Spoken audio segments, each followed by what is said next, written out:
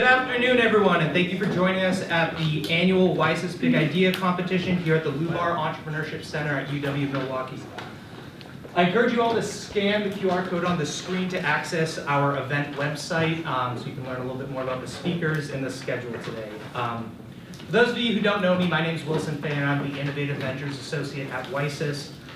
And for those of you who are not familiar with WiSys, we're an independent nonprofit supporting organization of the University of Wisconsin and also serve as the technology management office for the 11 comprehensive regional universities. The WiSys Big Idea Tournament is an entrepreneurship competition open to undergraduate and graduate students attending a University of Wisconsin school across the state.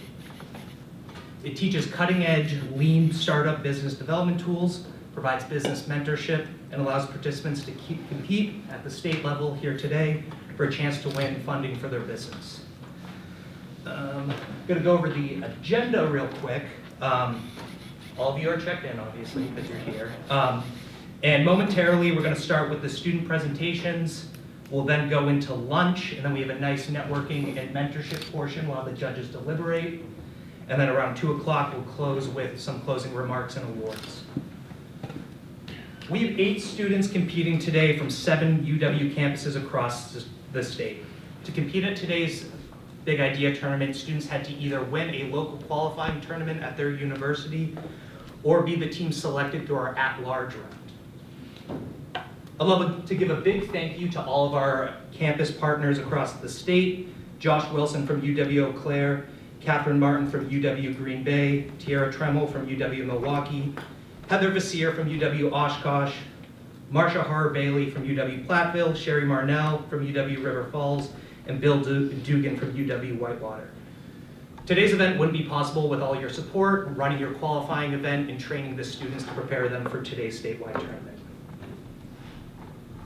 Over the past few weeks, the student presenters had the opportunity to attend training session for today's event, and today the students will be competing for an opportunity to win $25,000. Or $2,500 for first place, $1,500 for second, and $750 for third. In addition, we're also pleased to offer a People's Choice Award that will be given to the student who receives the most votes for the best pitch during the competition. After all the presentations, we'll share another QR code on the screen, which you can use an electronic device, mostly your phone, to vote for your favorite presenter. Additionally, I'm very excited to share that the first, second, and third place team will receive $5,000 in pro bono legal service from Venture Best. This is an incredible opportunity for those students to continue to grow their business and set it up for future success. I'd like to give a big shout out to Nick and Venture Best for supporting the program. Additionally, I would like to set out a big thank you to Matt Moore and US Bank for supporting this event and sponsoring our third place prize. Again, your sponsorship would not be, without your sponsorship today wouldn't be possible. Now, before we get to our presentations, I would like to introduce our esteemed panel of guests. Our judges include Nick Hedrick, partner at Venture Best, Joey Frayne, who is the Technology Investment Manager at the Wisconsin Economic Development Association, Lamar Banks, who's representing Gateway Capital Partners, and Adira Sankara, who's the Director of Strategy and Innovative Ventures at WiSys. Thank you all for volunteering your time today and providing your feedback and advice to the student competitors. Now we're going on to the main show, and for our first presentation, I'd like to call up Jake Reagan with Screen Buddy from UW River Falls.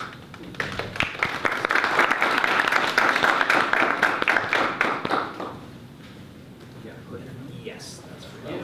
Perfect. Best of luck. And then for the video, do I press play on air or? The clicker should work for it.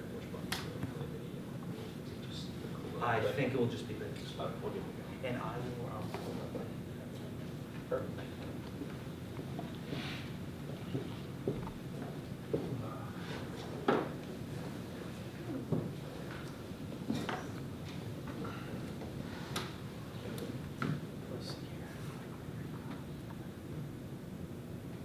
The front page is gone, but that's okay. Hi everybody, my name is Jake Regan. I'm the owner and operator of Jake's Window Cleaning, and today I'm here to present to you Screen Buddy, your all-in-one solution for window screen transportation. Cut out a couple pages. So My problem that I found over the 4 years of running my window cleaning company is that window screens are a hassle. It's time consuming to take multiple trips in and out of a customer's house for window screen cleaning. And during the process, you can damage the screens, you can lose where they go back in the house, and you can even damage your customer's house by dropping them on the floor or bumping them into a wall. So my hypothesis is that there has to be an easier and more effective way to transport window screens around the house. You might be asking, is this even feasible? Looks like the video didn't make it clear. So I'll just do the demonstration here quick.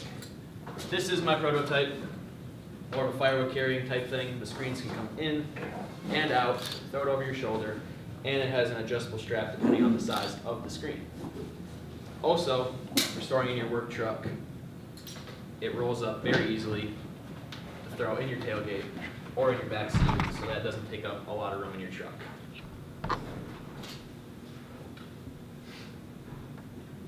There's a video. Next, I'm going to move on to the business model canvas. First, I'm going to start off with my value proposition, is that this will save window cleaners time. I did a little breakdown here about the total time that I would save, and for my company, it'll save about 50 hours throughout the season, and that equates to about $5,000 in labor that I'll save myself throughout the season using the Screen Buddy, so it'll pay for itself very fast for window cleaners. Customer segments, obviously window cleaners will be the biggest customer segments, and window cleaner supply stores will be my other main customer segment. Personal relationships with my customers will be very important to me because throughout my window cleaning career, I focus on having the best customer service for my clients, and I would like to incorporate that into the Screen Buddy and offer the best customer service I can through personal relationships with my clients.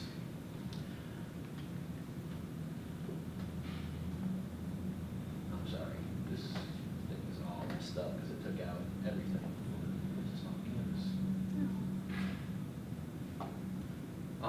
I'll move on to relationships. I'll move on to talk through some basic ones, I guess. The key partners are going to be obviously window cleaners and window cleaner supply stores. One key partner that I have already is Harry Falk Company. They are a window cleaning supply store in Blaine, Minnesota, close to my hometown. I have a very good relationship with the woman that runs it, and she's already agreed that once I get my product past the prototype stage to sell it at her store. So it'll be a nice way to enter the market. Moving on to the cost structure, there are some development costs, not too many development costs, but otherwise cost of goods sold will be a big part of it. Otherwise, marketing costs will be another big part to market it and get in front of as many window cleaners as possible. The way I want to go about marketing my product is through window cleaning influencers on Facebook and Instagram, which, yes, there are such a thing as window cleaning influencers. You might not have guessed that, but there are quite a few of them, and I feel like that would be the best and most effective way to get my product in front of as many window cleaning companies as possible to enter the market. And I'll run now with the business model canvas with revenue streams. I have a Jake's Window Cleaning website that I will be converting to be able to sell the Screen Buddy for individual sales. So that will be one stream of revenue. And then the other revenue stream will be through bulk sales, selling to either window cleaning companies, big ones, or to window cleaning supply stores for them to sell to their clients after that. Moving on to some of my riskiest assumptions, you might be asking, is this even viable? How many window cleaning companies can there be?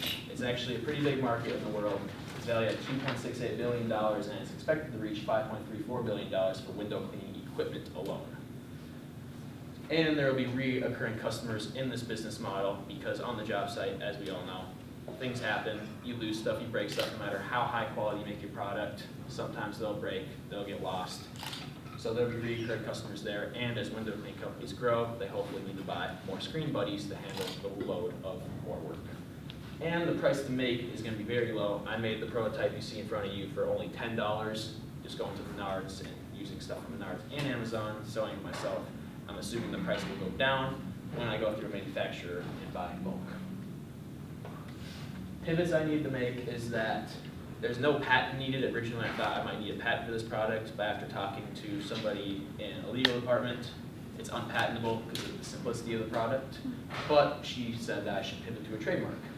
So I will be trying to trademark it to make sure that when people think of this product, they think of my company first. Otherwise, through my customer discovery, I interviewed 10 window cleaning companies all the way down from Florida up to Minnesota over the phone. And 7 out of 10 of them all thought that they had the exact same problem I had with getting screens in and out of the house. And the 3 that didn't just didn't offer screen cleaning as a service for their window cleaning company. Because of that, I need to kind of pivot who I'm targeting, make sure I pick the right region where they do offer screen cleaning, because some regions just aren't as dusty as we are up here in the Midwest, I guess. So that was another pivot I had to make. And I thought about changing the name from Screen Buddy to something else, because I got the feedback that when you hear Screen Buddy, people think of phone screens or laptop screens and stuff like that. So right now I'm kind of workshopping the name a little bit, haven't decided where I'm going to move with that yet, but that's the main idea there. Well, it looks like it just got put in a different order. Next steps, I need to get my product in my customers' hands. I have great relationships with other window cleaning companies around my area, so I'm planning on getting the prototype into window cleaners' hands, getting good feedback from other window cleaners, and then after that, finalizing my design and trying to find a manufacturer to manufacture my design. So with that chopped up presentation, I will open it up to questions.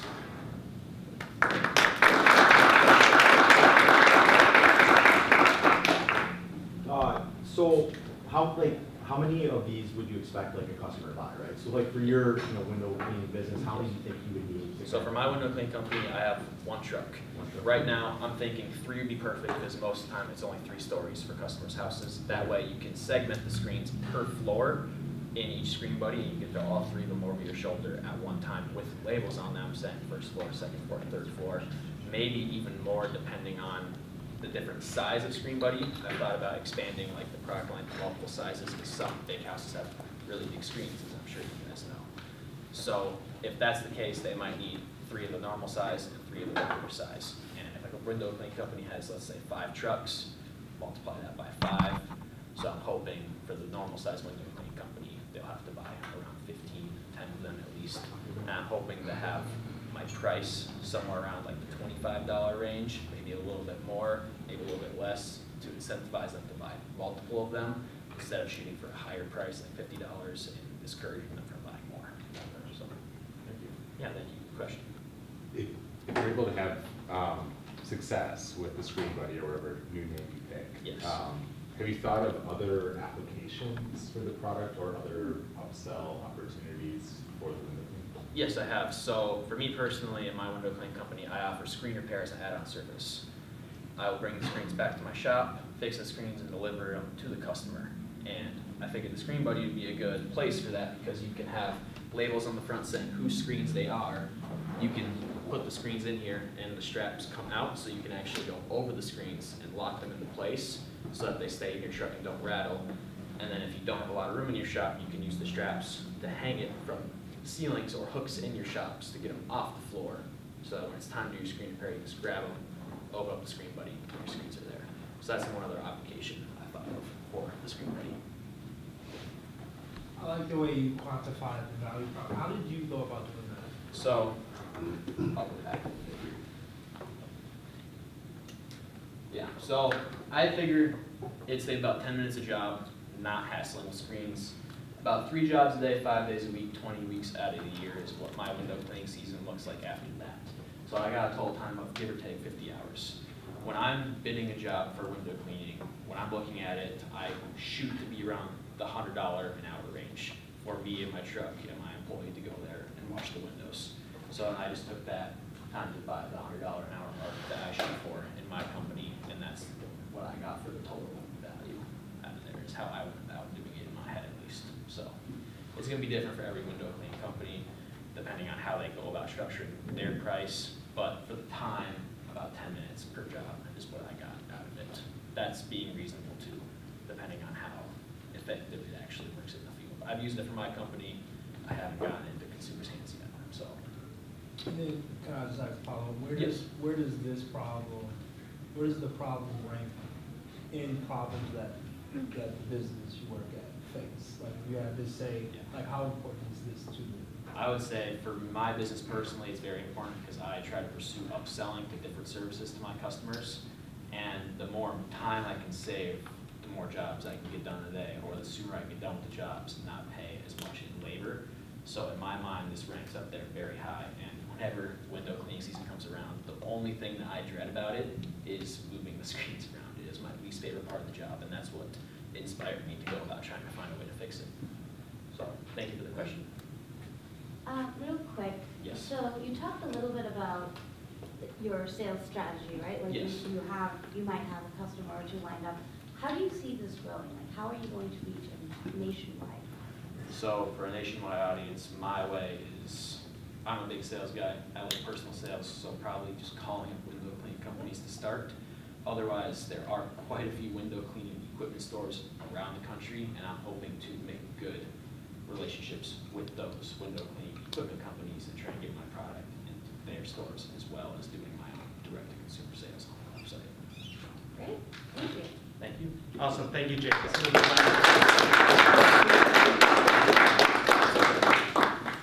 All right. Just roll punches, right? Good job on that. All right, we'll give the judges a moment to tabulate their scores.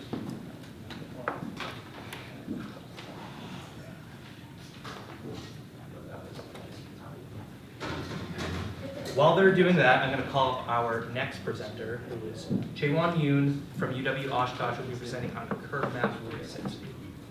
Give them a moment to tabulate.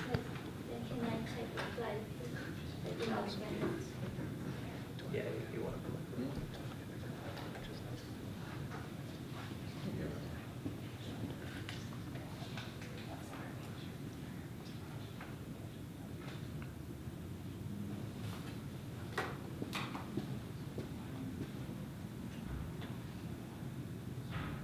All right, and then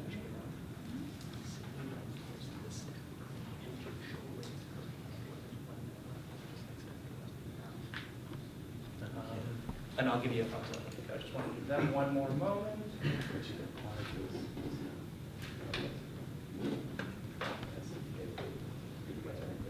All right, Chaewon, take it away whenever you're ready. I'll start my presentation. Yep, go for it. So, have you ever struggled to get to the door because of the broken curb or map? Your map probably gets you to this building, the parking lot, but once you get out of this place, you have no accessibility, no side-of data. This is why we need curb map 360. So I come these ideas from my own experience. I volunteered over 100 students with young disabilities and noticed that how hard it was for them to navigate places because of the broken curb or missing lamps. So I researched and conducted a digital survey of about 200 people and noticed that 80% have the same experience.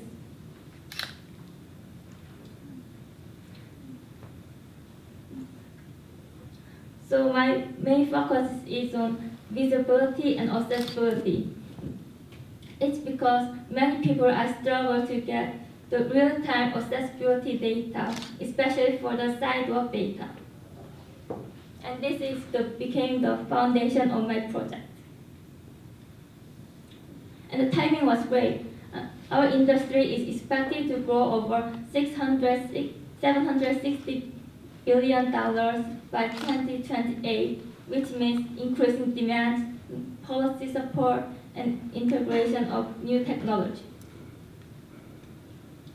So before I conducted or developing a new survey, I wanted to check if I can collect enough data, and also I want to ensure that if this is useful for guidance.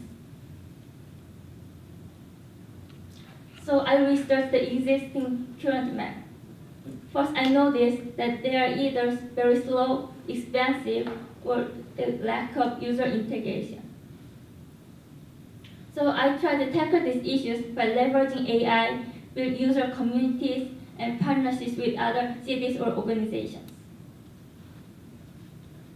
So I developed the first prototype and conducted a survey from different organizations and found that 60% had the scan issues. So then I noticed the visibility can be achieved by without the quality control. So I added AI-powered scan filters to make it faster and more accurate. However, I noticed that many users don't believe that information despite the improvements of the data quality. So I integrated the timestamp and user quality checks to make sure users can engage in this community.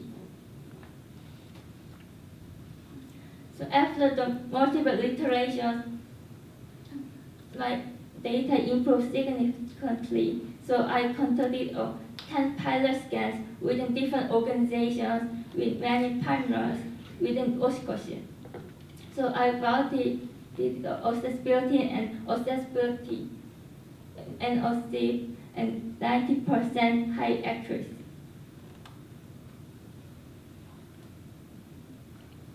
So I received over 80% of positive feedback from the promoters such as city planners or wheelchair users or other people. So my project is basically the combination of the AI, which is machine learning, and community.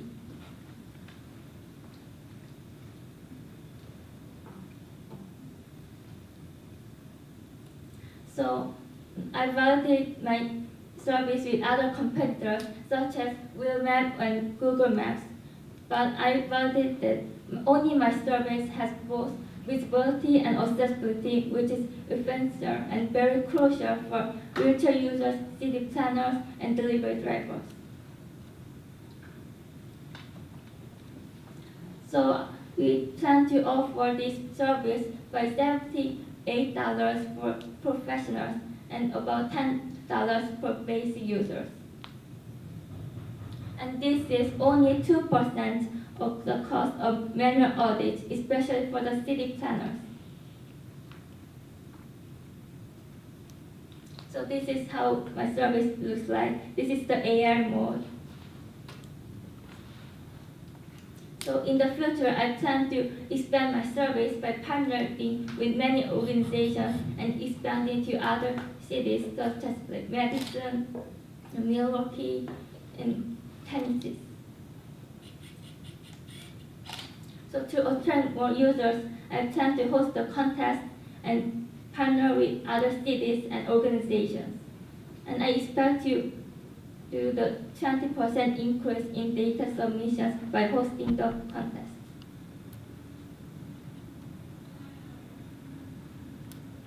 So yeah, thank you.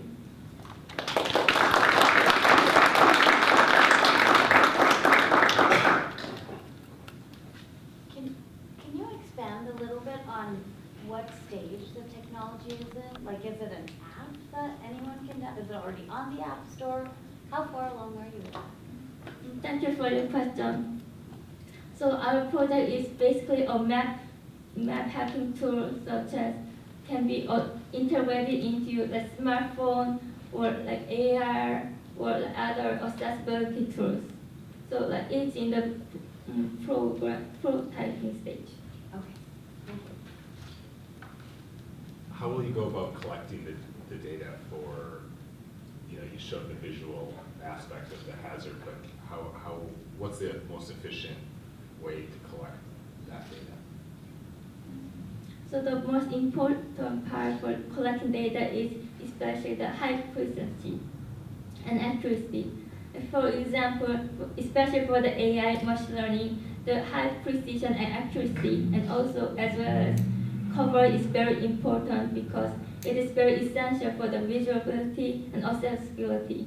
If the coverage is low, many people have the hard time to find the easy way. Also, if the data is incorrect, it lowers the user encouragement, which leads to the failure of this project.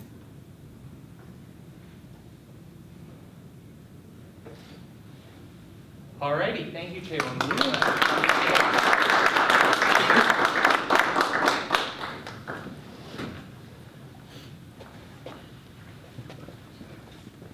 Alrighty, our next presenter, which, don't start yet, but it's Erin Olson from UW Green Bay, and she'll be talking about roomie match.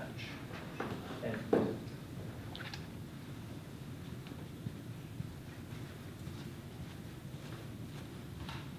so just give them a moment. That's the clicker. It's sitting right here.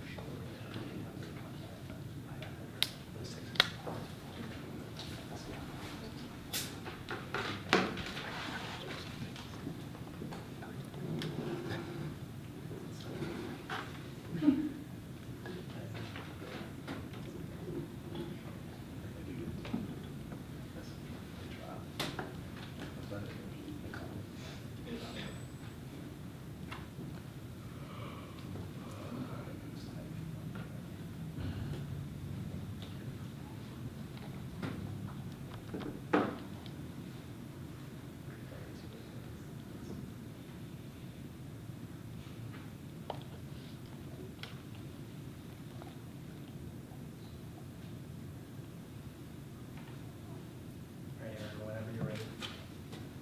Hello, I am Erin Olson, and I just want to thank you all for being here on the NFL draft weekend. I have to say that because I am representing UW Green Bay, and I'm a junior, and I'm studying business analytics. And this is Roomie Match, an app that is a better way to find your college roommate. I want you to imagine you're moving into your dorm room for the first time, you're full of excitement, and only to find your new roommate is your total opposite. That is where this journey began, because far too many students have this story themselves, and finding the right roommate is very difficult. Students are overall very dissatisfied with the roommate selection process. There is not enough information through this selection process, so many students are resorting to social media like Instagram or Snapchat, but that is not always great because not everyone's account is public, and also those don't go into those deeper questions that determine the compatibility, like how do you handle conflict, or what are your communication strengths. And then in my survey, 68% of students said that they were dissatisfied with the roommate matching process. Moving on to the solution, that is why I created Roomie Match. Instead of matching people with just hobbies and the simple one-liners like what time do you typically go to bed, it focuses on those in-depth questions like in-depth personality-based questions, dialing in the compatibility, transparency, and someone's true behavior. And my goal is to reduce conflicts, gain better relationships, and have more involvement on campus with students, and just overall have a stronger start to someone's college life and to create those lifelong friendships. Moving on to the assumptions, my riskiest assumptions are, do students really want more control with this app, and would colleges be willing to pay for this? And are students going to use this appropriately? An additional one is better matching will reduce housing conflicts. This app idea was shaped by real student feedback, and so I surveyed students across UW Green Bay and found that 83% do want more control with this roommate selection process, and 86% want that in-depth personality-based question, and then 84% value the compatibility, transparency, and personality. Then I talked to the assignments coordinator in the housing department at UW Green Bay, and one of her notes is that students, in the actual application itself, it is more difficult because even she said that it does not give you many suggestions at all, and I can attest that myself. I was a transfer student, and I could only see transfer students. I couldn't see people that were even on campus. And then my favorite, she said this would be an excellent idea. So with my testing, I found that there is a strong interest from students and housing, and students are preferring that personality and compatibility. But then I thought to myself, how am I going to get students to use this app appropriately? Well, first I would require the login to be with your school credentials, so then that boosts that accountability, and also linking your school account with housing, so then they can see who you're matching up with. And then also include a reporting feature so students can flag any suspicious or dishonest behavior. And then obviously having housing there to just support students on campus. For the lean business model, I'm very nervous. My customers are both students and universities, universities being the ones that are paying for this app, because obviously college students don't have a lot of money, so they're not going to spend money on this. And with value, it would reduce conflict and improve satisfaction. And as I said before, universities would do an annual licensing fee with a tiered pricing based on student population, and then cost structure to keep in mind, development and maintenance of the app, onboarding and support and marketing, and then some key partners, a technical developer. And then my plan to enter the market would be to pilot 2 to 3 mid-sized schools, and then eventually growing through conferences and word of mouth. So what is next? I still need to build a prototype. I really want to partner with a student that is majoring in computer science to help me build this app, and then select the pilot schools, and then receive seed money, and then getting that development and onboarding and ambassador networking. So no more dorm room horror stories. Roomie Match is more than an app. It is a way to improve lives one match at a time. I have validated the need, I have a plan, and I am ready to build something to help students find not just roommates, but real compatibility. Thank you, everyone. Do you have any questions?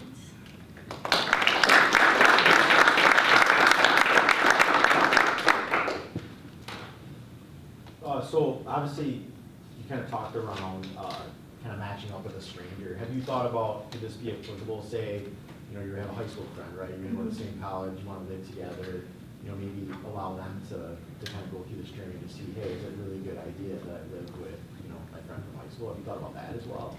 I have not, but the app is just basically gearing towards allowing the students to have more freedom, because right now it's very they put you in such small groups that, as I said, as a transfer student, I did want to move in with someone that was already attending UW Green Bay, but I couldn't even get her name to come up because it just showed me transfer students. So, I mean, the way that the app would look like is basically kind of like a dating app, but for college students. So you'd be able to see a picture of them, and then those personality-based questions, and be able to decide from there. Gotcha.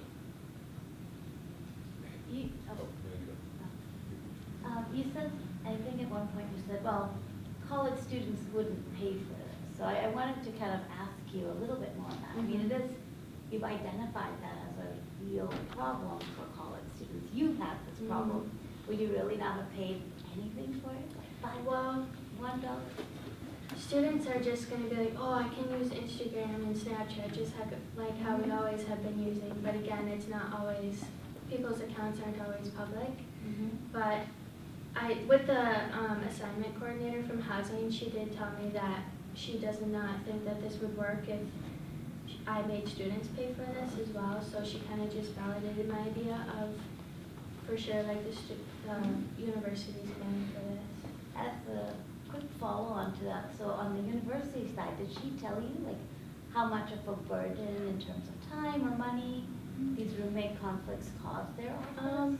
She kind of talked a little bit about it. It was just a quick email exchange.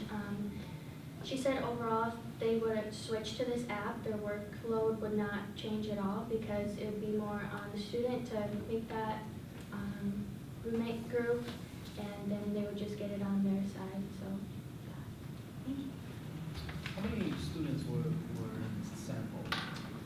it was about 30. I will say it's very hard to survey students. I tried so hard to get more. And then how hard is it to switch?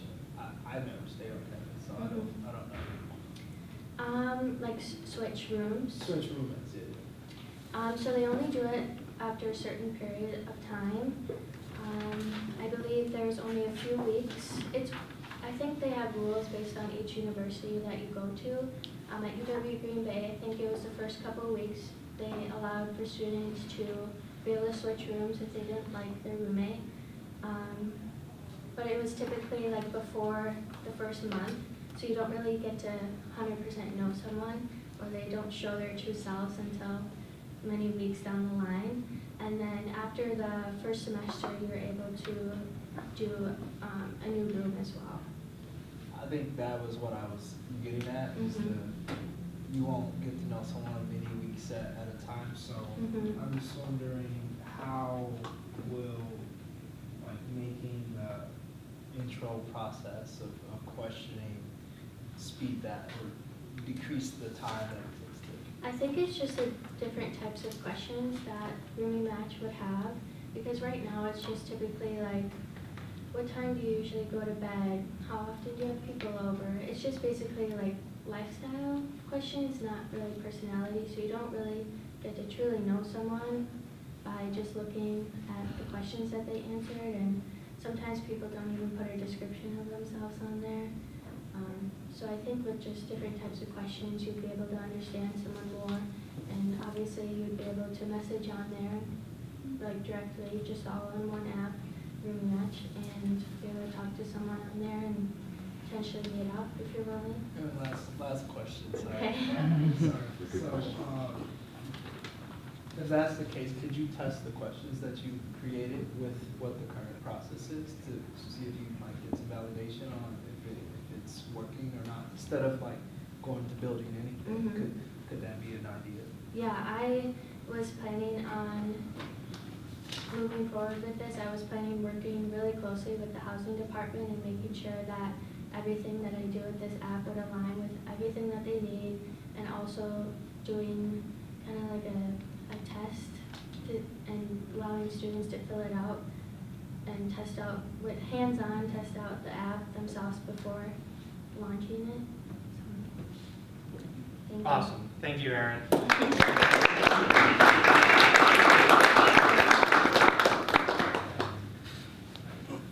All right, our next presenter is going to be Jacob Zarea from UW-Platteville with Marcus.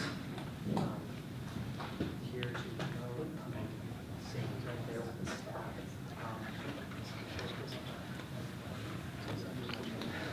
Yeah, let me grab the whole thing. I'm just going to use one of the whiteboard. Sorry, raise hand at 1 minute.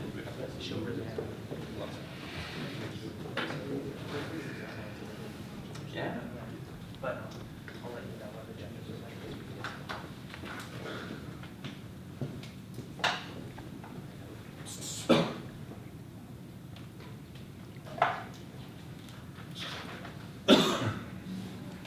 All of them work. Yeah. That one was on the yesterday. I was going to find a dead one. We probably are. I've never understood well over UW-Milwaukee on top of this. Yeah. I was going to say. Then over, I was going to have a whiteboard. I was going to just like. Sorry. All right. Jacob, whenever you're ready.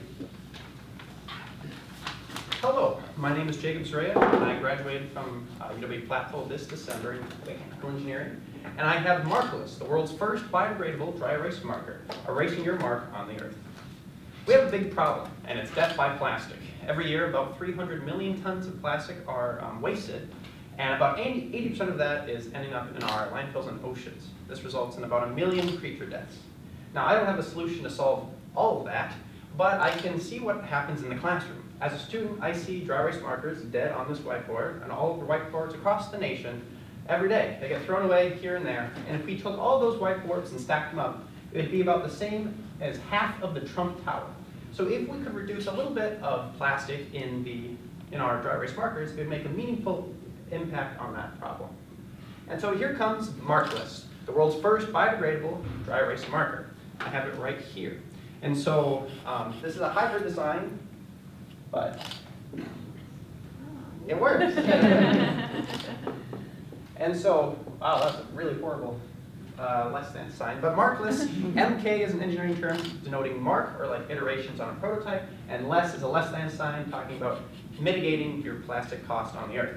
It's made out of recycled paper pulp. It is a renewable product made from renewable materials, and it has a proprietary binder which is biodegradable, as in if I just throw it out in the wilderness, it will actually degrade on its own, unlike plastics which kind of get broken down into microplastics over long periods of time. And so I took a look at what a dry erase marker is. I blew it up and I look at what it is. The actual writing materials in a dry erase marker is these top bits, and the laser doesn't work, but the cotton core, the ink, and the felt tip. That only makes about 10% of what a dry erase marker is. And so I thought if I replace just those main core components, the plug, the casing, and the end cap, that can reduce 90% of all dry erase marker plastic just by changing the type of material. And this isn't under any major stresses or anything, it's just what's the cheapest. And so I took my design, I made a press paper pulp prototype, and I had a survey. I asked professors and students, what are your top things that you're worried about? And I came in with my own assumptions, and I kind of got smashed. I thought, oh, the environmental awareness thing is going to blast out of the water. They're going to care about that the most. Nope, number one thing is cost, which makes sense. I asked them, do you pay for the dry erase markers? No, the education system pays for it. But still, cost was the chief concern on dry erase markers. And ergonomics was a close second. And so I had to pivot. The press paper molding is actually kind of expensive. It takes a long time. And so I was like, what's a better idea? And I looked at egg cartons. Egg cartons are very cheap, and they're formed using vacuum form manufacturing. I can explain that later in the question, but it's a very cheap way. And I can run the numbers, and I ran the numbers, I could charge about $1.50, which is a little bit more than conventional dry erase markers, but that would give us about 60 to 70 cents of product, running big numbers, not counting in capital costs or anything like that. But I thought that was pretty good, and so I pivoted. And so I iterated, I used 3D printing and rapid prototyping to go through 8 different prototypes, and now I have the one that I just wrote on the board today. And it was a learning experience to learn about what vacuum forming is as opposed to making stuff with press molding. And so I did a lot of research on that. I also did research on other designs, and so I looked at competitors. In renewable dry erase markers, there's not as many competitors. There's 2 main ones. In Duramark, which gave us the diagram a couple slides ago, they have refillable dry erase markers, which is nice, but it's hard to put disposable office supplies on a maintenance schedule. And especially the key thing that dies on dry erase markers isn't really the ink, it's the tip. And so you still have to replace the tips for these dry erase markers, and that doesn't lend itself for a disposable strategy like what we're going for. Loka is a different company. It's a failed Kickstarter. It's kind of out of stock, maybe in business or not. But it also had a great amount of plastic in its products using PLA. And PLA is touted to be biodegradable, but it's not. And they also were aiming for consumers. And the big thing I learned about this is that you don't want to aim for end users like teachers, because educational institutions buy the majority of office supplies. And so that was a key partner that I noted on that. And so I took a total available market thing. I looked at Grand Market Research that made this diagram. And if you look at the turquoise kind of bottom, second from the bottom there, we see writing utensils actually a growing market, even in a growing market of office supplies. We look specifically on dry erase markers, which is about a $300 million industry.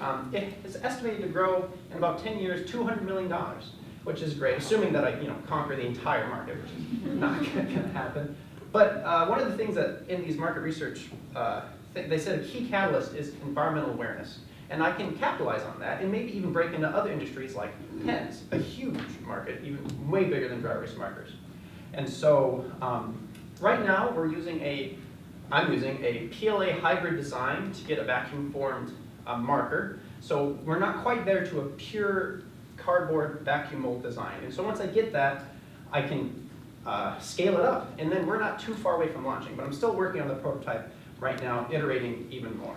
And so I'd like to thank you all. I'd like to help encourage you, lessen your plastic mark on the earth by using Markless. Thank you very much.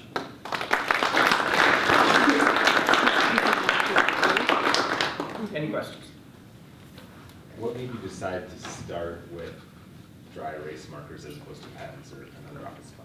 Great question. So pens is a huge market, and there already is cardboard pens being made. And so the thing about them is it's not paper pulp technology. It's just cardboard tubes that they just shrink down, which is a little bit different, but there's also a bunch of competitors. Dry erase markers, there's very few suppliers that actually supply dry erase markers, and I thought this would be an easier market to kind of break into, just through my research and stuff. What happens to the inside of the marker? So the inside of the marker is, and I'll go back to the breakaway diagram, and I should explain this. So the cotton core and the felt tip are all that do the writing. So the cotton core is this, and it's plastic wrapped. It's like cotton with a little thing that looks like saran wrap around it. And so it just contains all the ink and holds it. And so those are the main writing instruments. And so inside the cardboard, it's not actually holding the ink. It's just holding the cotton core, which holds the ink. And so to answer your question, what's going on in there is like, these are just holding those parts. Those are kind of fragile. Like you squeeze it, it can eke out either ends. But one thing that I'm working on is actually a coating to put on the inside of the cardboard, not to block away the ink, but just to kind of make it so the vapors that leave off the ink when it dries on the whiteboard, not to leave as quickly. And so some wax or some other, there's a bunch of sealing biodegradable materials that are easily kind of coated on the inside there. Would you have a similar like inside to your Certainly, yeah. I would use the same tips and cores as other dry erase marker manufacturers. And benefit of this is I can ship to new colors really quickly. The dry erase marker ink itself is quite complicated. Deriving your own would be quite difficult. And so I was just going to use the same supplier. Yeah, I'll stop there.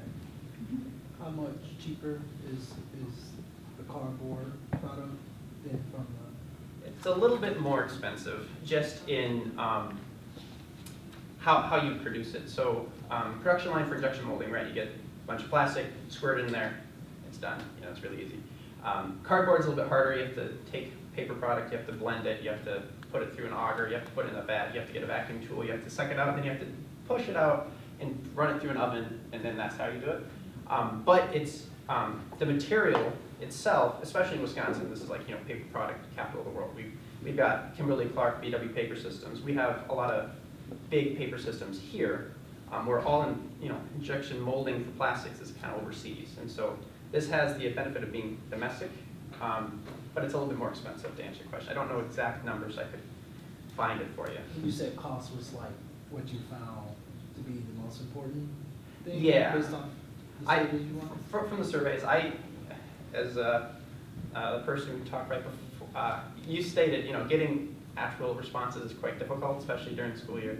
People don't want to talk to you. But from the people I was talking to, they're like, cost. Like, what's the cost?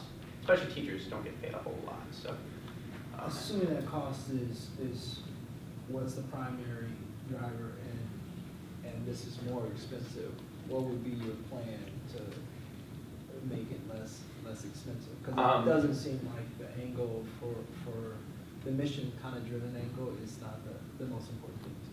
that's a fair observation. I would say that I was capitalizing on the key market driver where the cost isn't that different, where if you get like environmental awareness grants, this could be something that educational institutions could put on their grants. And so maybe per marker, the cost isn't the same, but like, hey, I'm able to cut 90% plastic on my office supplies. I can apply for some grants, and that would knock me down, and then the price would be way more comparable, even less than. And it, like,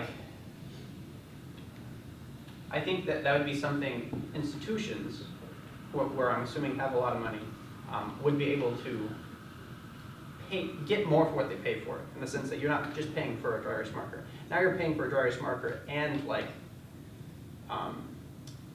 bragging rights of reducing plastic. And so I think the cost justification would be justified.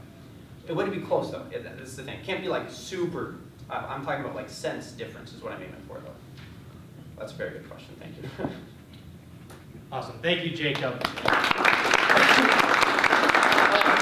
do have a 5-minute break worked in, although we've had some great questions, we're a little bit behind. Do you want to give an opportunity for anyone to grab a water or use the restroom real quick?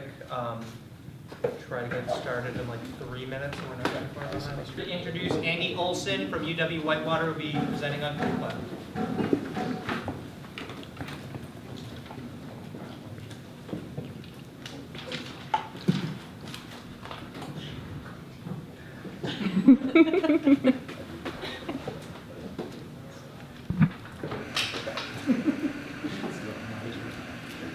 everyone, thanks for being here. I'm Andy Olson, no relation to Aaron Olson, but good last name. I'm Andy Olson, CEO, founder of Crew Cloud. So a quick little story first. 4-lane highway, northern Waukesha County, car crash, car gets engulfed in flames, police arrive, fire department, they arrive a few minutes too late, and because fire can double in size every 30 seconds. So the police officers sit and watch this poor soul passenger burn alive. Main issue, inefficient scheduling. So, what's the problem going on here? We've got around 50,000 fire departments across the nation, and they're using inefficient systems. These are my hypotheses. So the inefficiency are costing us money and our tax dollars, as well as wasting human capital and human lives, unfortunately. And then existing solutions are very expensive. And the 911 calls are only going up in volume as well. All right, so more hypothesis. Is this feasible? Again, $1 billion market, expected to double 2.5x or so in the next 10 years. And then viability and desirability. Do people actually want this, or are they going to use it? There's stuff out there, of course, but it's not working. How do I know all this? Because I'm one of them. Because I'm one of them. All right, so we come up with a value proposition. Fire departments, firefighters, they need something very safe, very fast, very efficient, like I'm trying to talk right now. They need something purpose-built. Like I said, quick, to the point, not a bunch of extra clicks, something very affordable, they're all on tight budgets, and then just a great product. So, getting into the business model canvas, built up some partnerships. Got a development partner and a couple of advisors, an investor, and started building this thing. We did some due diligence, some validations, reached out to 150,000 firefighters, as well as leadership on those teams, get some validation going. And then the resources that we're using are really on AWS, which is a well-known cloud development platform. So, as I mentioned, we are building an MVP right now, which is just going to be a subset of features. It's mainly to address the scheduling issue. But the grand plan is to build a full workforce command center, a one-stop shop for these firefighters to go into, and also then down the road expand to other public safety and nonprofits. All right, so customer segments, as I just said, small and medium-sized fire departments, and then expand into public safety, public works, and then nonprofits. All right, so I made some assumptions. Is anyone going to actually use this? Are people going to pay for it? So we went out into the market a little bit, did some research. Like I said, there's a lot of competitors out there. A growing market though, $1 billion, again, expanding into probably 2.5 billion over the next 10 years. And then we are going to use our early adopters, and they will become referral network, because personal relationships are usually the best way to expand products.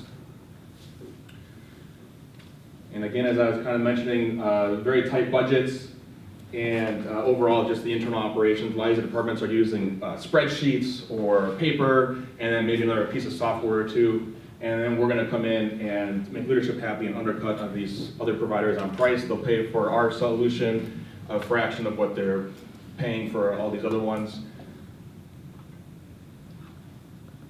And then a few ways that we're going to spread this thing. So again, the customer relationships, kind of focusing on a quality, but also a quantity thing, trying to scale very fast. And then reach out to associations. Firefighter associations are already in contact with the Wisconsin Firefighters Association, as well as the Milwaukee Firefighter Association. And then using, of course, just like direct marketing and stuff like that. So the things we've done, So I have been working with this development partner on other projects in the past. So I went to them first, and they're working on the MVP. We're going to launch in July. And again, it'll just be a subset of features, but hopefully just continue then to validate and then actually build the full workforce command center, which will take about a year. And then we do have one executed LOI. And here's some examples of the other partners that we'll work with. These are firefighter equipment suppliers. They sell like the coats and stuff like that.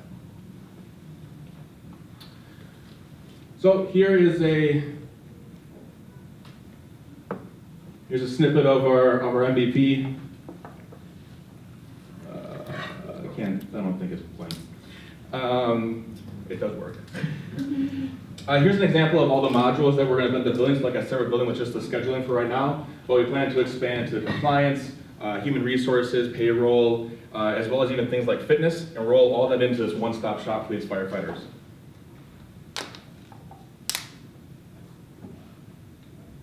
Again, one executive LOI, the revenue goal is $1 million as of year 3 post-launch. So again, $2 million. All right. Thank you for your time. Let's make Crew Cloud come to life. Oh, there's competitors. All right.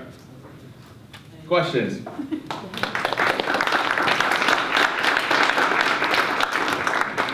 said you talked to 150,000. Reached out to 150,000. Reached out, how many did respond? What was the? Not 150,000. Oh, the question was, out of 150,000, how many responded? Just attesting to the people are hard to get a hold of. I had, we'll just say the single digits responded so far. What was the feedback like? It's been interesting. So I sent out 2 versions, which I meant to mention, but obviously way too much content. I sent a leadership version, and I sent an end user version to the actual firefighters. The leadership version, they're using, on the competitor slide, I've got a solution called ESO, which is very well known in the industry, Forbes 1000 growing company type place. A lot of places are using that. The leadership response has all been, everything's working fine type stuff, long story short. But the firefighters, there's a question in there where I say, if you had more efficient software, would it make your job easier? And they say yes. Then the next one is, well, what's holding you back from that? And the response there is leadership doesn't know the issue exists. So it's validating that. So you kind of led with an example of, the firefighter or fire department being late to that. Can you explain to me a little bit kind of why, why are they late? Sure. So a lot of times it could be a couple of different things. Okay. That specific example, that was not our department, but it was one near us. That specific example was because they have multiple stations and they were inefficiently staffing each station, so therefore the people that showed up to that call were coming from the station too far away. It can also be a lot of places, a lot of departments such as ones in the small and medium-sized category are staffed by paid-on-call or volunteers, and sometimes that might take extra time to get there. Sometimes they might have someone in the station, but it's all making sure even that people are signed up to even respond. But yeah, again, that one was it was a larger department, and they just inefficiently spread their staff around. And kind of follow that story through for us. If they had your software, what would be different? So we plan on using some AI tools built into the background to be able to pick out from trends in the past, because it will, again, will connect with their call volume and be able to tell, like, oh, this time of year, at this time of day, you've historically had some higher calls, so maybe you should have some extra help around. So that's one way. The other way is just even simply because fire stations often have weird shifts, and that's why this is a niche product, because all the stuff out there, the big name stuff, you work 8 to 5. Firefighters are not that. We've got 12-hour, 24-hour, 48-hour weird shifts. And so because of that, the software will just tell you when there's an open shift that maybe is recurring every Tuesday. You have the 6 to 6 shift, and oh, this Tuesday is open. So even just simply reminding people that those shifts are open, and then also, like I said, monitoring for trends to predict volume. Awesome, thank you, Anthony. Thank you, everyone.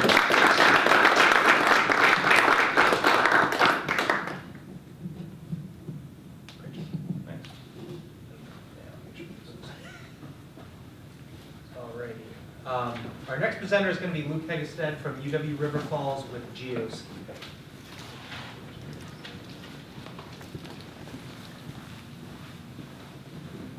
Perfect time.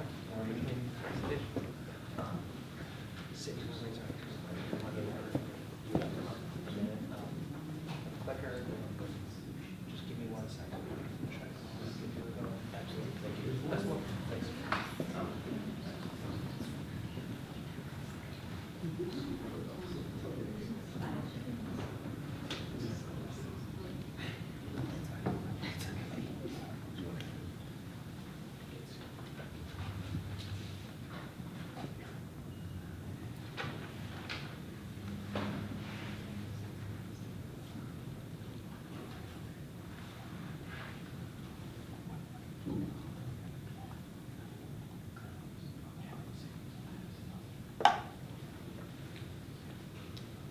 All right, take it away. Thanks. Hello, everyone, and thank you for taking the time today to join me. My name is Luke Hegestead. I'm a senior at the University of Wisconsin-River Falls, majoring in marketing, professional sales with a double major in finance. And today, we'll be hitting the slopes as I take you through my 2025 Innovation Challenge journey. This is GeoSki. Let's get started. Now, before I get too much in depth, I'd love to share with you my deep passion and understanding for the ski and snowboard industry. Earlier this year, my 3 best friends and I were fortunate enough to go out west to Copper Mountain, Colorado, to not just enjoy the slopes, the views, but also to interview the industry. Now, the size of this industry isn't exactly small, where it's estimated to be about $5.53 billion, consisting of 9.2 million skiers and snowboarders every single year, with this year's growth rate of approximately 5%. The problem I've identified within the industry is that lost and stolen skis are a major issue, leaving thousands of skiers and snowboarders with lost, stolen, or misplaced ski equipment due to traditional ski and storage racks being unsecure, which also makes theft easy, as well as current solutions being inconvenient and outdated. Therefore, the proposition and solution I propose is GeoSki, a smart tracking and recovery system. GeoSki allows users to track their ski equipment through GPS real-time location, as well as sending them anti-theft alerts to their mobile device whenever there's unexpected movement of their ski equipment, allowing for a discreet, customizable, and secure design without hindering or compromising any of your performance. The initial assumptions I had on GeoSki was that ski resorts and rental equipment companies would be my only target market. I wanted to put a tracker inside the ski equipment, as well as focus on GPS tracking rather than Bluetooth tracking, leaving my initial hypothesis to be if GeoSki's discrete tracking technology is adopted in the industry, then skiers will face less equipment loss and theft, enhancing safety and convenience at ski resorts. While I was out west in Colorado, I took the opportunity to interview industry professionals from Copper Mountain, Boulder, Colorado, and Vail Resorts. Along with these interviews, I conducted a survey of 110 total respondents, finding that the average cost of each respondent's equipment was approximately $650. I also found out that 77% of respondents do not currently do anything to prevent theft of their equipment. Yet, the piece of evidence I found most significant was that people do indeed find it valuable to track the location of their ski equipment at any time, therefore validating the desirability, viability, and feasibility of GeoSki's design. Through my interviews and surveys I conducted, I was able to pivot in multiple different ways. I validated the assumption that people do not take adequate steps to protect their ski equipment, with the additional application and desire to use GeoSki as a safety device. On the other hand, I shifted my assumptions away from having ski resorts and equipment rental companies as my only target market, as well as I did not want to put the tracker inside the ski and snowboard equipment, therefore still validating my hypothesis. If you look in the top right-hand corner, you'll see the business model canvas and the section I'm highlighting. Here I'll start with the value proposition and the problem I'm solving, which is going to be theft prevention and lost equipment recovery, user safety and convenience on the slopes, as well as enhanced rental management. The prototype and minimum viable product for GeoSki is supported by TrackOnomy through their product SmartTape. SmartTape is a QR code-based asset tracking device that's currently being used in shipping and logistics industries. With it being IP65 rated, this is designed to operate harsh temperatures as well as withstand rugged conditions. Equipped with a high accuracy GPS, as well as a battery life lasting up to 1 year. If you look in the bottom left-hand corner, you'll see me applying my GeoSki device to my snowboard. In the customer segments portion of the business model canvas, I've identified my target customers to be individual skiers and snowboarders, ski resorts, equipment rental companies, and the ski patrol, as well as professional athletes and ski teams. For the channels portion, the way that I'll reach my customers is through social media outreach and influencers, industry trade shows, as well as equipment rental stores. For revenue streams, the ways GeoSki will make money is through online and social media sales, as well as direct sales specifically to equipment rentals companies and ski resorts, with a per unit price of $34.99. The customer relationship portion and ways that I'll engage with my customers is through mobile app for self-tracking, as well as establishing a dominant social media presence, as well as my 3 best friends that came with me to Colorado as our Rockstar promotional team. The key activities and things that are essential for GeoSki's operation is product development, ensuring for continuous innovation along product lines, manufacturing and supply chain management, sales and partnerships, marketing and customer acquisition, as well as customer support and app maintenance.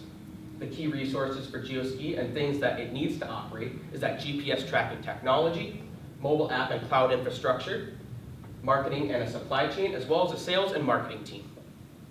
The key partnerships and relationships I'd like to leverage to help GeoSki scale is WiSys, the Small Business Development Center of Wisconsin, equipment rental stores and ski resorts, as well as Trachonomy, through continued conversation and their thorough support for small business startups such as GeoSki. The cost structure and main expenses for GeoSki are going to be product development, manufacturing and logistics, marketing and customer acquisition, app maintenance, team member employment, as well as patent costs.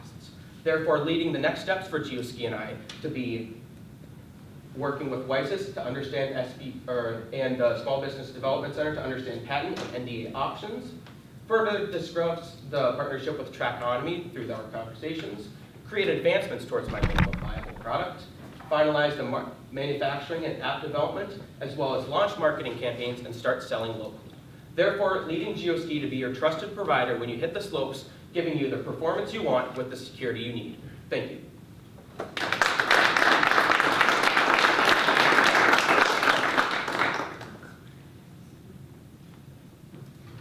So how is this different from AirTag, or how is it different from something like AirTag? Yeah, and I'm glad, thank you for your question, that's a great one. So the difference between AirTags and GeoSki is going to be, AirTags uses Bluetooth tracking technology. For example, if we were to be skiing and snowboarding, we have an AirTag maybe on our phone, in our wallet, or maybe somewhere on our snowboard. It needs Bluetooth in order to connect. If it doesn't have Bluetooth, your phone's dead, or maybe you don't even bring your phone, you'll have no way to be tracked within 50 to 100 feet of any Bluetooth connection. With GeoSki, using that GPS tracking technology, whether a ski resort has your location, you're using it on rental skis, maybe a ski shop is putting it on to make sure they know where all their skis are, you don't have to rely on that Bluetooth technology. You're able just to go directly to the GPS tracking location to be able to see it that way. Do you have concerns that like the tracking won't hold up? You know, like if you're at a mountain, right, the remote, any concerns about reliability? I wouldn't say necessarily on reliability. It's currently, like I said, being used in shipping and logistics industries. So when it's being used in that industry, it's being put on a parcel or a package, and it's being flown up in an airplane, so it's airplane safe as well. When it's up so high, it's going to be a lot higher than mountains and going over those remote areas, so I don't currently have any reliability issues currently. So Trachonomy is another company that already has this technology for shipping, and you're applying it to skis? Correct. So they No, go ahead. Yeah, so Trachonomy supports small business startup and continuous innovation along product lines. They're using it in that industry, and then I'd like to take that technology, add the mobile app feature, as well as the feature specifically to skiing and the snowboarding industry, as well as creating advancements along the product. Is there anything to protect, I guess others, since they have the technology to protect from someone else doing the same thing? I guess in part of my next steps is talking with some people from WiSys and the Small Business Development Center to understand. I'm in continuous conversation with Trachonomy and making sure that I have the right steps in place to make sure my ID is protected and the right steps are made in place so GeoSki can be global someday. Is it actually built into the ski, or is it a sticker? And what prevents me as the thief from just ripping the sticker off? Yeah, that's a great question, completely valid. So it will be an adhesive sticker you place on your skis or snowboard, and the only difference in between, so it's going to be 3M adhesive, so it'll be on there, and if someone sees this, it may deter theft off the bat, but also it's going to be very, very hard to rip off. Yes, you can take it, but it'll take a good amount of elbow grease to rip it off. If it is ripped off, the person will be notified of its last location. I have a question, just more about the problem. So, how often is this happening? Like, Yeah. Skis and snowboards getting stolen?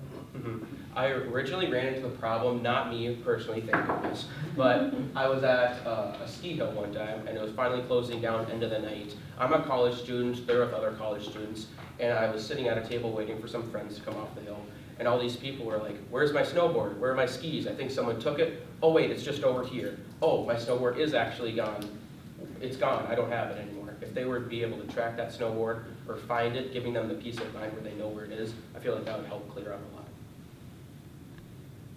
But I'm wondering how many get stolen. Like, do you have an idea of like a ballpark of all the snowboards and skis?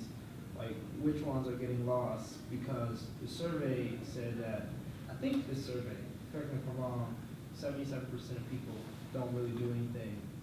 So, you know, that makes me wonder, is the number of snowboards so small that people don't care?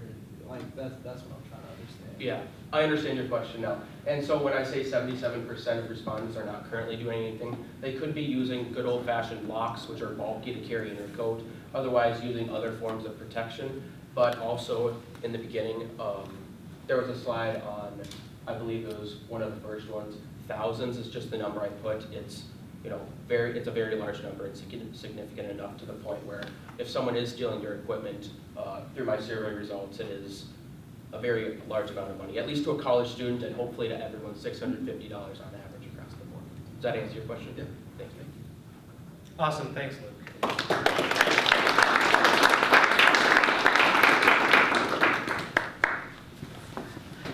I'll call up our next presenter, who is Micaiah Childress from UW-Eau Claire, who will be presenting on Holocore. Give the judges a second. Too far. This is the start. It's gonna leave it there. Oh, did close. All right. Sweet. It's sitting right there, showing the 1 minute mark, and when the time's up, and just give them a second. That's the one. Thank you.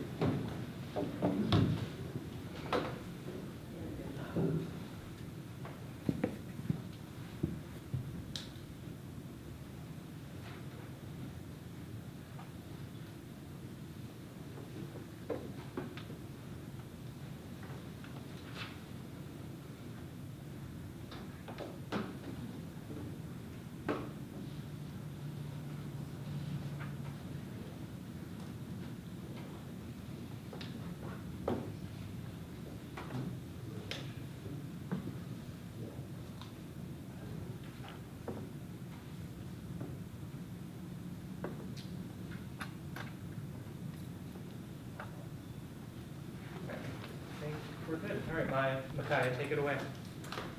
Hi, my name is Micaiah Childress, the founder of Holocore. It started when my son held up a toy and said, "These toys don't feel real." That moment sparked a mission. I've worked in the toy and tech retail, and kids crave wonder and connection. But toys today, they don't connect. So that's why I built Holocore. It's not just a toy, it's a platform. Powered by holograms, built for learning, play, and emotional bonding. And I'm not doing this alone. My co-founder, Josh, he's a mechanical engineer, and together we're bringing imagination with engineering to bring magic to life. There we go. So, kids today are growing up in a world of hyperspeed content, but their toys haven't changed. They're still overstimulated, distracted, still silent, and still disconnected. That's why we started our research.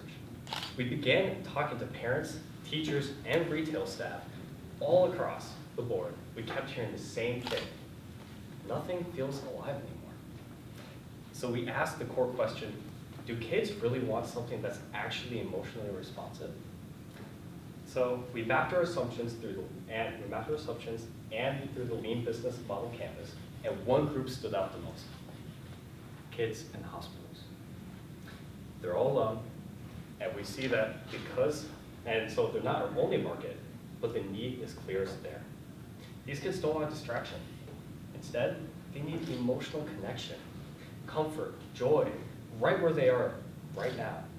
Hospitals became our launch point, not a limitation. A starting place with real human impact. And this is HoloCore, a revolutionary small smart device that makes any toy come alive through holographic projection, emotional interaction, and digital memory. So you tap the toy with an RFID chip or an app, and it appears, it remembers you. Every HoloCore companion evolves and grows over time, like a digital best friend that grows with the child. But here's the breakthrough. As we explored who this would matter most to, something became very clear: kids in hospitals. They can't go outside, they can't explore freely, so we're bringing the magic to them. We've reached out to pediatric specialists and child life teams, and because we realize that this isn't a toy anymore, it's a companion, a bridge between imagination and emotional care. With HoloCore, no child has to feel alone, overlooked, or forgotten, because the future of toys connects.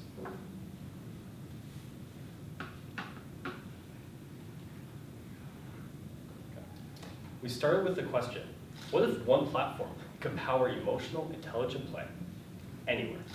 So we explored the possibilities. We realized HoloCore could not just serve just one use case, but many. That led to the creation of 3 core product lines. HoloBond, our hospital-first launch designed to comfort and emotionally support isolated children.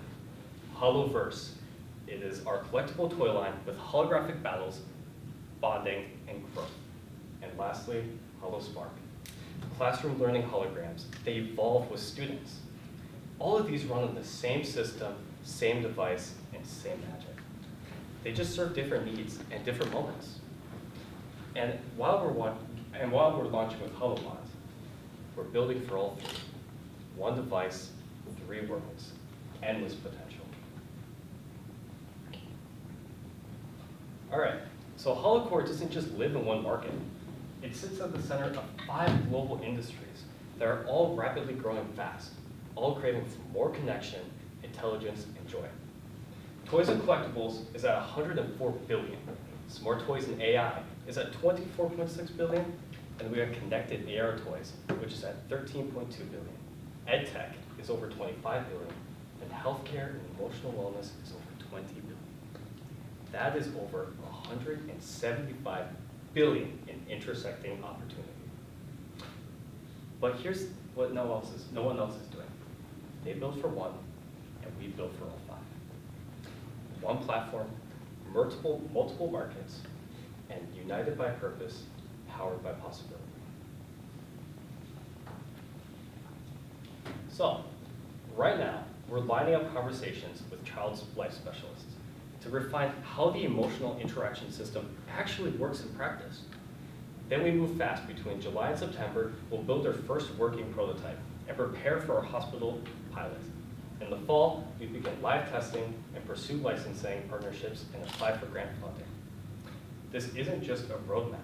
It's a clear execution plan with traction, feedback, and with real urgency behind every step.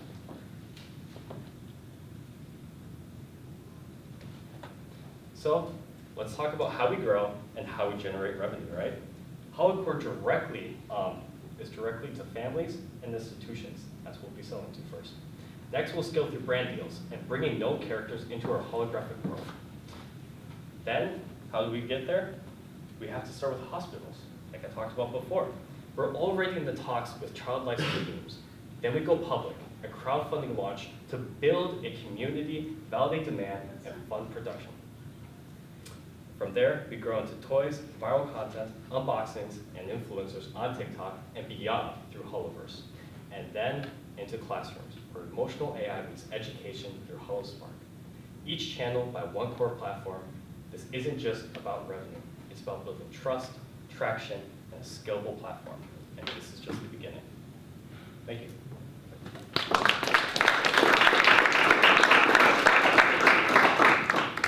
How much do you plan on selling this for? How much it would cost? How much do you imagine it would cost to make? Yeah, that's a very good question. So as we were diving into the parts, we think it's going to be relatively cheap. I believe it's going to be around $300, $250, $350, until we are truly in the MVP stage. We'll have a better guess on how much it would cost, but it's not going to be that much, especially to our competitors. So cost to make is $300. How much? Around 300, yeah, 300, 350. And then how much do you plan on selling for? Oh, sorry. That's how much we plan to sell for. That's my bad. The cost to make is probably going to be around, realistically, about $60 to $80. Taking a step back from selling it, how much Right. do you think it's going to cost you to do your prototype development? And how are you going to fund that? Yeah. So we actually do have a proof of concept. And so we do have a working prototype that does work. Unfortunately, I wasn't going to demonstrate it here because we want to make sure that our patents, right, are all secured away, and we're working with multiple different places like the Entrepreneurship Clinic in Madison, talking with WiSys and other places. But yeah, so could you repeat the question one more time? Sorry. What do you need to get your prototype ready, right? Or your, Yeah. whatever, beta product ready, pilot product, Yeah. whatever you want to call it. Yeah, okay. So in hospitals, we're trying to work with hospitals right now so that we can get an actual prototype there, so that we can see truly how the emotional interaction truly works in a real hospital setting. So we're gonna start there. But then of course, like I said, this is for multiple markets, not just one. But currently, we believe healthcare is definitely our best launch point to start with all of our validating, all of our hypotheses and yeah. Have you thought about how you're going to measure success with something like this? Because I have a son, he likes something 1 minute, the next minute he's moved on, and that's with everything. Even the Miss Rachel, like he loves Miss Rachel, and then 5-10 minutes later he just wants to move around and do something else. So, like, how would you determine what success is? That's a good question. So, a cool way to determine success has to be with seeing, so we're using AI. That's really the core thing. Brand deals will help us so that their characters can be put into our system through an app. And then that AI character will evolve and adapt with the child. So it's not like a static toy anymore. It's something that actually grows with them.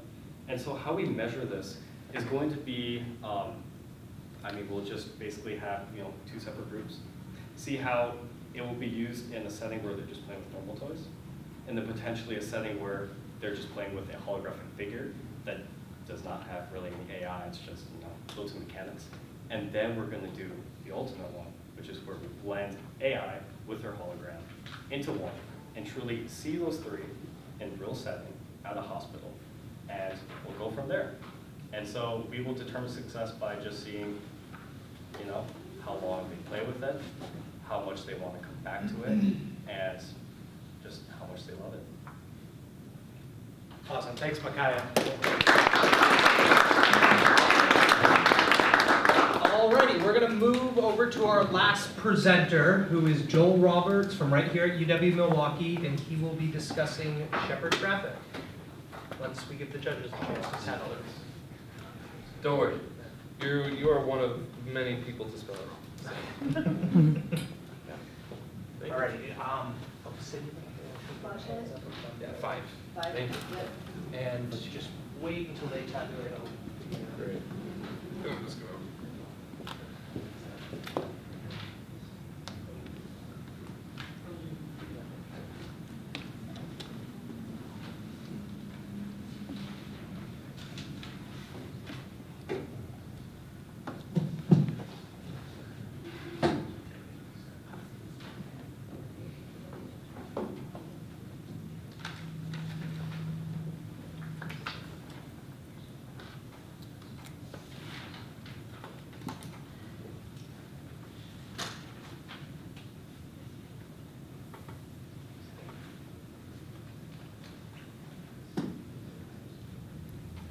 All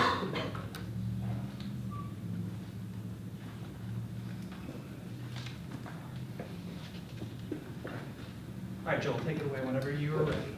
Cool. Hi, my name is Joel Roberts. I'm the founder at Shepherd Traffic. We do advanced traffic analytics from computer vision. So, the initial idea of a product is an adaptive traffic control system. Specifically, take cameras at some intersection to read the state of that intersection, detect every object in its path, and then use that to change stoplight timings to reduce delay as much as possible. The idea is cities or whatever government in charge would pay for it. This comes with some assumptions, right? Specifically, traffic delay matters, but not just to you or me, to someone willing to pay for it, and also that video detection can sell. That being able to use computer vision isn't a new enough technology that it scares people like governments off, very risk averse. So the initial round, we did a round of customer discovery through the I-Core program here. We did 34 interviews. We found out there's a whole traffic engineering profession that cares a lot about delay. That's kind of their whole job. Also, quick side note, most traffic engineers do not work for the government. They work for consulting firms that get contracted by the government, which means we don't have to sell to the government. Let's go. There are also existing low-grade adaptive systems. Not exactly what we're trying to do, but the same idea. They run around $30,000 per intersection. They're fairly limited. They usually only work on an isolated corridor or an isolated intersection outside of a city grid. We've also learned that video detection is very common and it's becoming the industry standard. So if you're a traffic engineer, redesigning an intersection, it's pretty common to put up cameras. You might have driven past a few on your way here. So that led to our first pivot, from adaptive traffic control to a real-time analytics software. We use existing video cameras to get that data. It's an easier product to build and sell. We don't have to convince you to let us change your light timings and mess with your control box. And it has the same technical hurdles. You still need to go through the camera. You still need to detect all your objects. You just don't have to change lights. This leads to some more assumptions, right? So one, those traffic engineers actually need analytics and data, and they care about it enough to pay for it again. Also, the assumption that existing vision technology is good, that we don't have to rewrite the wheel, we can use some out-of-the-box models from there. And then also that video is already used by traffic engineers. If traffic studies are normally done by going out with a clipboard and a survey, it's going to be hard to convince people to set up a camera instead. Those are those assumptions. So then we developed a minimum viable product and did even more customer discovery. We found a couple things. One, data is always necessary for traffic engineering. Specifically, traffic counts are foundational. You cannot retime a stoplight, update a road, or even install a Starbucks without getting traffic counts. I'm not kidding about that. You also need speed studies, which require speed distribution. You have to figure out the speed of every car as it goes and find your 85th percentile. Highway design requires getting your classification, specifically what percentage of those vehicles are trucks. That directly impacts how you design the concrete. Also, data is usually pulled from video, especially if you're getting counts. So either you go out with an existing camera or you hire a consulting firm to send a truck out, put a camera on a pole, and get your video that way. That tends to run around $22 an hour, either in-house or if you're sending it out to a third party. Right. So we also found existing computer vision is bad. It's very limited. You need specific hardware. It's not very resilient to low light or weather like rain, sleet, snow. You have to train them specifically, otherwise they don't work. There's entire firms and companies whose whole job is to make existing computer vision solid. So we made a second pivot. Instead of real-time analytics, we can do something easier, video analytics software. Because these vision models are limited, real-time analytics is harder to sell. You have to do it at the same, in real time, right? Same technical hurdles, we still have to detect from video. And the existing data market is already expensive. We can focus on video only, not live feeds. It's a more minimum, more viable product. So the business model we're building around that is we can do video processing and counts at $10 an hour. That's pay as you go, cutting the existing price in half. We can also sell a granular data exploration software at $200 a month a user. That'll take the data we're already generating to get your counts, and you can do things like speed studies and classifications with that. We're also adding in additional data like near-miss safety analysis. So most safety studies are built upon crash reports, waiting for a bunch of crashes to happen, and then mitigating it. What we can do is we can detect when two objects almost collide and use that as a proactive surrogate safety measure without crashes happening. Existing products can be around $1,500. We can do that with just video and software. This leads to some current assumptions. One, these consulting firms actually want better detections enough to pay for it, and also enough to give us some of their video data. This is a way we're going to gauge interest. Also, there's an assumption that we can improve computer vision so we can do it at scale well. That's leading to some of the current customers, or some of the discovery with vision research. So we went through a lot of papers, found a lot of stuff out. One, object detection, the backbone of most computer vision, is very limited. It works by running on every single frame independently and then stringing that all together. But the problem is that's blind to motion information. There's no motion in a still frame. It's a still picture. However, motion information is very easily extracted. You can see it on the right. You have some detection, bottom right. That's the motion extracted just from a frame subtraction. And what we're doing is building software to combine that motion detection information to make the detection significantly better. And so the next steps, we're running more customer discovery right now.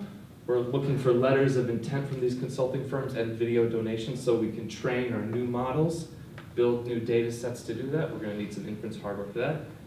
And eventually, once we have the detection really solid, begin a pilot program with a consulting firm to make sure that not just the data is good and solid, but that the software is usable. Thank you, that's it.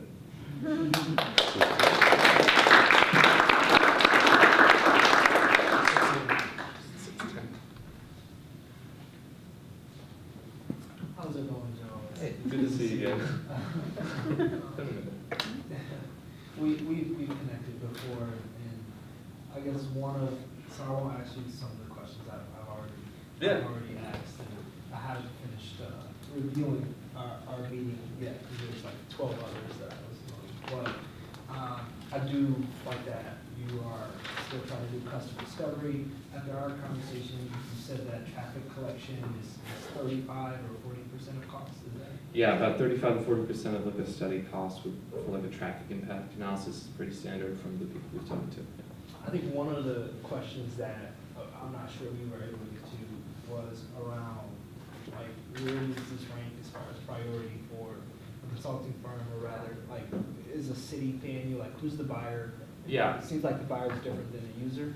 So Yeah, so the user would be a traffic engineer. Normally those work at consulting firms or inside the city. We're gonna look at consulting firms first because you don't have to sell to the government. Yeah, and then depending on the consulting firm, priorities would be different. So some work on mostly highway construction projects. They don't need counts as much because they're building the Marquette interchange from scratch. But smaller consulting firms that do some of that day-to-day work would be the target market. And what do you need to, like, start testing? Like, you don't need to build any of, like, some of these things, Yeah. seems like you may need to build it out to test Yeah. it. Like, is there like a low fidelity model? Yeah, so we have a little demo out. It works okay. Here's the problem: the detection isn't good enough to sell it. So if we had the detection solved enough that we could actually have like a 99% count accuracy, we could probably start selling within a month. So that's the technical feasibility hurdle we're working on right now. Who's on your team? I'm working with myself. I'm also working with a guy, Colin Hughes, working on the research side, someone else on the software, and then someone else in the design. A lot of it's me. I'm also doing a PhD here in civil engineering, so some people in the program are helping out. It's great. We're doing a lot of research on that stuff. And, you know, the LAC has been very helpful too. Good to Brian. How big is the market? I mean, obviously this is happening in every city or of certain sizes, but like what? Yeah, so the size, just like getting traffic counts as a market, there's about 300,000 traffic lights in America. They need to be retimed every 3 to 5 years. You usually need about 13 hours per light. That means about 13 million hours per year. So at $10 an hour, that's 13 million as a total addressable market just for retiming lights. You need counts for a lot of other things, like if you're installing a Starbucks, you need to do a traffic impact analysis. That requires more counts. If you're redesigning a road or doing a speed study, that also needs counts. So that's like a low ball estimate on that market. All righty, I think that's going to end our discussion. Thank you.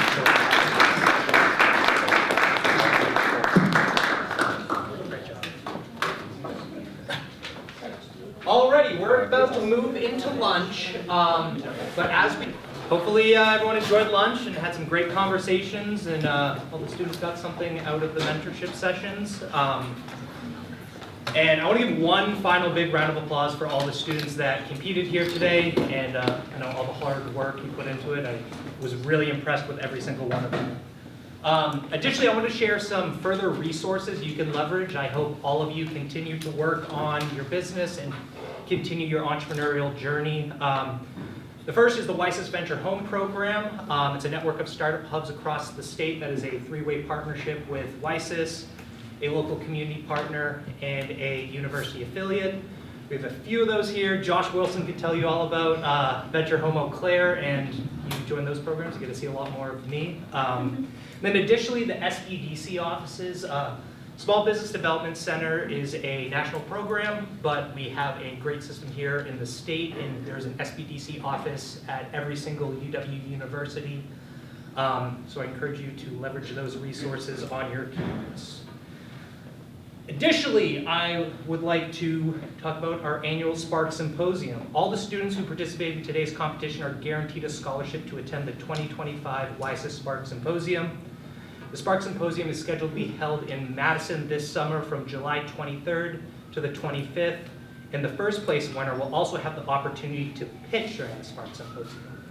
It's a great opportunity for students to connect with researchers and innovators throughout Wisconsin, and I'd actually encourage all of you to go because it's a great time. But before we get into awards, I would like to call up Arjun Sangha, the president of WiSys, to share a few closing remarks.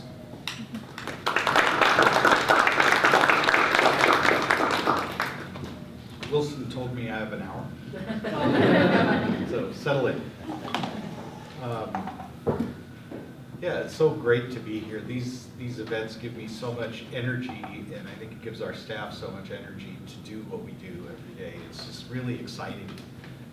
This is why we do what we do, to see how we can help, people like you to achieve the things that you're thinking about. It's really remarkable, and I'm always blown away by the presentations. So I can just tell you what an incredible day it's been to see, your presentations, the amount of work that you put in there. I was talking with people in the hall. Each year it's just they get better and better, and I'm just struck by how each of you is able to kind of not only do your regular coursework, but put your time and energy into coming up with a business idea and trying to make it happen. It's remarkable, and you're just, you epitomize what entrepreneurs are. So I'm glad you had this opportunity to do this, and we're lucky to be a part of it. Your passion, your creativity, your hard work shined. And like I said, it's just inspiring to see all this innovation coming out of all of our students from the universities of Wisconsin. The recent National Science Foundation director, he has a quote that he talked about in his presentations that kind of really matches what WiSys is about. And it said, he would go around saying, innovation anywhere, opportunities everywhere. And just you let that sink in, and it's really true. Like, it doesn't matter what big or small community you're from. Everybody has great and interesting ideas, and you can have a huge impact, and you will, right? Like, you are the people that are creating these new opportunities for other people, and it is truly amazing. So let's give all the student presenters. I know that Wilson said final round of applause. Let's actually give them a round of applause.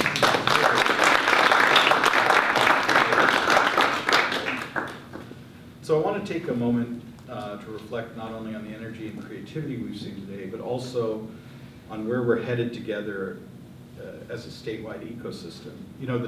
One of the taglines. I mean, you see,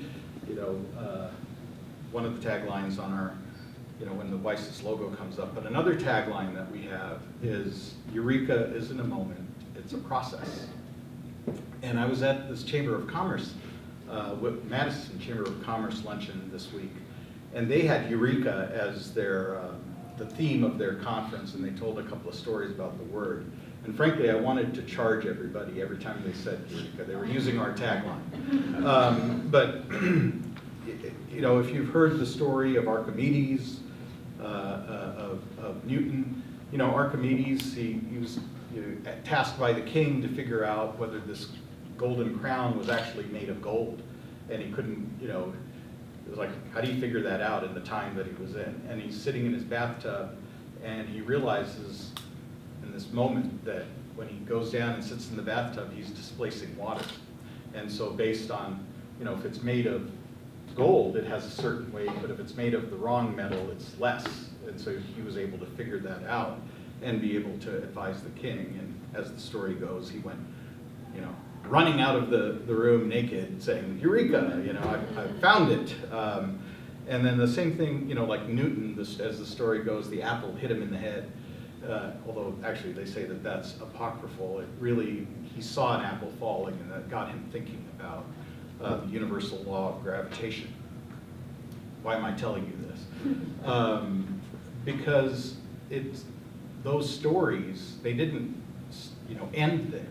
That was where it started. Those were the moments of inspiration, and it took a lot of work beyond that to make it happen. And that's what you all embody, right? Like you've had these moments of inspiration. You've talked about how you're doing your business plans. You've talked about how you're pivoting and thinking about it and checking out, you know, what the customers are saying. And I know you will all be successful. And so you really epitomize what we're trying to, you know, work towards, and that is this process and how you're going along that journey.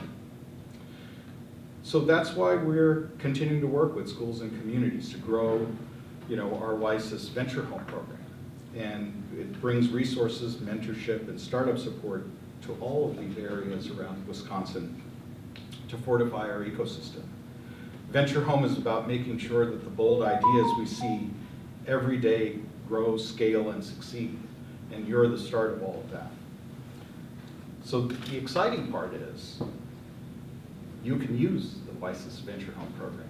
You can continue to work with Wilson and Natira and the rest of the team to make these things happen and build your business right here in Wisconsin. And you don't need to go somewhere else. That's the whole point of the Venture Home Network. It's in your community. It's around the state. So I want to make sure that I don't forget to thank everybody. Thanks to our judges. Really appreciate your time. The WiSys staff, you know, we have just an incredible staff. I don't know, everybody stand. I want you to stand.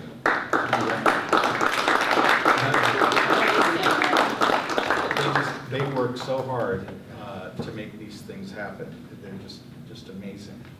UW-Milwaukee Research Foundation, UW-Milwaukee, the Lubar Center. I think that I was just talking to Brian Thompson and reflecting on how collaborative they've been, right? Like this, and this is a unique thing in Wisconsin, and I'll tell you that collaborations aren't easy, but we're doing it here, and we're making these things work because we see that opportunity to make something more of all the things that we have, and that's kind of what the Venture Home Network is about. And then, of course, our WEC partners, where are they? I'm going to force you to stand up. Stand up.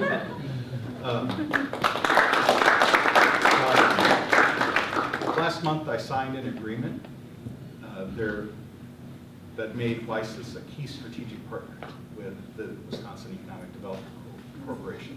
I will say that in my 11 years, we've always been partners, so, and they've been just amazing throughout the journey and terrific, and you see what they do every day in supporting economic development throughout Wisconsin, and we're very grateful for what they do.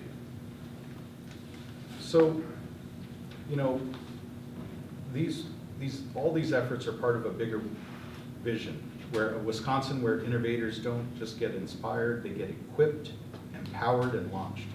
And together with students, mentors, universities, and community partners, we are building a connected statewide ecosystem where big ideas like yours can thrive. You know, I just, as I was listening to the presentations, I wanted to tie it back. You know, what was really cool about listening to your presentations, and I'm just going to mention one, but that all of them were terrific. but I thought about how it ties into real life, like that, you know, you all are working on problems that are really what we work on or think about every day. And I think it was, I'm forgetting, I can't even read my own handwriting, HoloCore, that, it just reminded me, you know, when I was in college, I volunteered at the Children's Hospital, and I didn't know what I was volunteering for, and they said, no, you're volunteering to go play with children. I'm like, oh, this is really volunteering. It was a lot of fun, and my staff knows how much I love games, and I promise you I was not competitive with the kids. Okay. But you know, so that resonated with me. So really, kudos. You know, all of these things that you're talking about, you're really working on amazing real-world problems that we all struggle with every day. And I will say that you're absolutely right. In hospitals, you know, those kids, they're pretty alone. You know, they have their families there sometimes, but not all the time. And you know, they come to this playroom and I'd sit there and play little games, and it was really thrilling. But yeah, then you think about, you know, they're going through a really difficult time, and there's a lot of time that they're spending depending on the ailment. So I think that, you know, I want to close by saying, you know, to the families and support systems behind these students, thank you. You know, you're really helping them. Your encouragement through the brainstorming, late nights, and pivots makes all the difference, and we're grateful for the role you play in that journey. A huge thank you to VentureBest, our main sponsor, for their generous donation of $5,000 in legal services to each of our top 3 winners. And thanks again to US Bank for sponsoring the tournament for the 2nd consecutive year and supporting our 3rd place prize. Finally, to today's mentors, all over the room, thank you for lending your time, wisdom, and experience. You're shaping the next generation of entrepreneurs, and your guidance extends far beyond today's event. Thank you all for being part of the Big Idea Tournament. We can't wait to see where these ideas and these students go next, and I'm really excited to hear who the winners are. So I'll exit.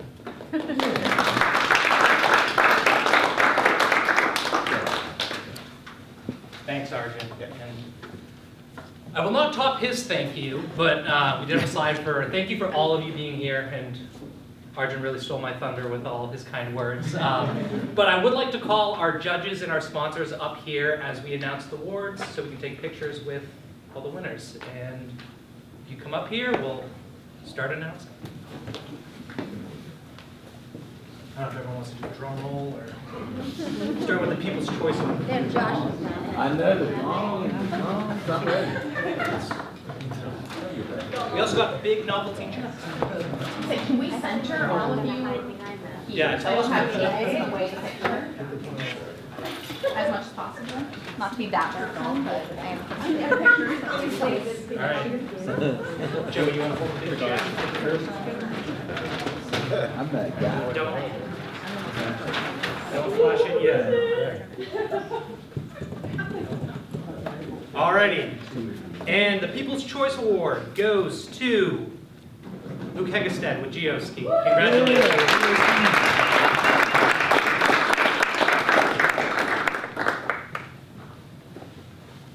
Hand and thank you. The big check tomorrow. Okay.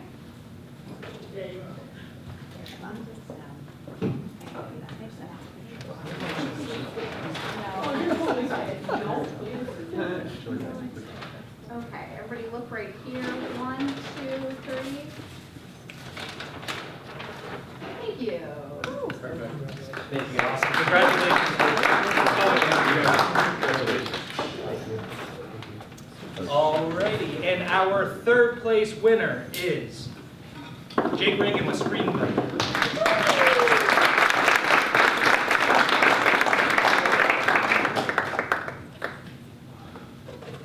Congrats, good job rolling with my the signs. Thanks all you guys, I appreciate it. Congratulations. Okay. 1, 2, 3.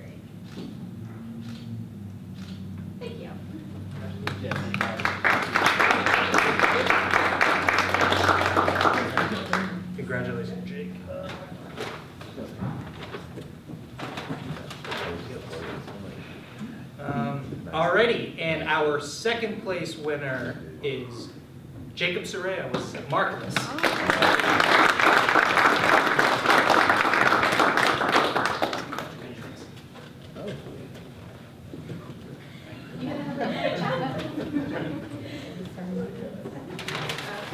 One, two, three. Thank you. Alrighty.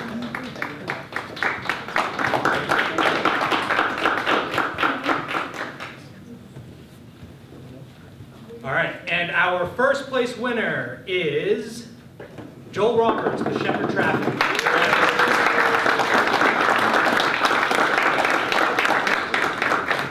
Yeah, congratulations. Okay. Okay, one, two, three. Thank you. Alright, congrats again to all of our participants, and thank you all for being here, and enjoy the rest of your Friday. Thank you.